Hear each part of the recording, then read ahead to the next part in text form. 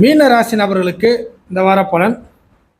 மீனத்தை பொறுத்த வரைக்கும் இந்த கடன் பிரச்சனையில் மாட்டிட்டு முடிக்கிறவங்களுக்கு தாங்க முடியாத கடன், தாங்கக்கூடிய கடன், சின்ன கடன், பெரிய கடன், அரசாங்க ரீதியான கடன், பேங்க் லோனு, ப்ரைவேட்டில் கடன், அக்கம் பக்கத்தில் கடன், இதுமாதிரி கடனுடைய பல்வேறு டைமென்ஷனில் மீனராசி நபர்கள் 7.5 சனி நடந்துக்கிட்டு இருக்கிறதுனாலையும் கொஞ்சம் சிக்கலான சூழ்நிலையில் இருப்பீங்க.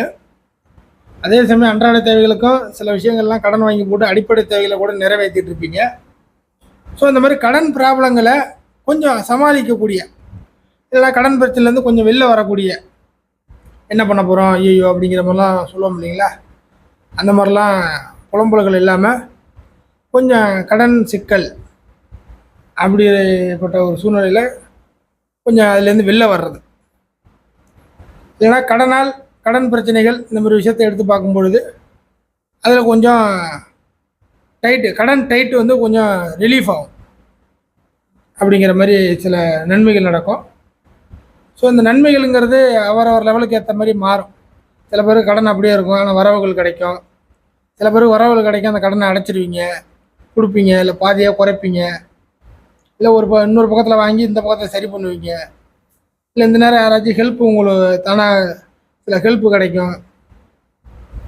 இது மாதிரி ஏதோ ஒரு வழியின் மூலியமாக அந்த கடன் ப்ராப்ள பிரச்சனைகள் மீனராசி நபர்களுக்கு கொஞ்சம் சிரமத்தை கொடுத்துக்கிட்டு இருந்த விஷயங்கள்லாம் கொஞ்சம் குறையுது.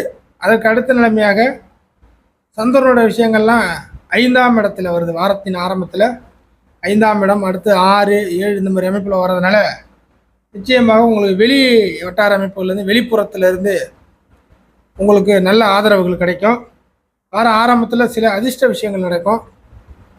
சில அதிர்ஷ்ட விஷயங்கள் என்பது லாட்டியில் பணம் கிடைக்கிறது அப்படி சொல்ல வரல.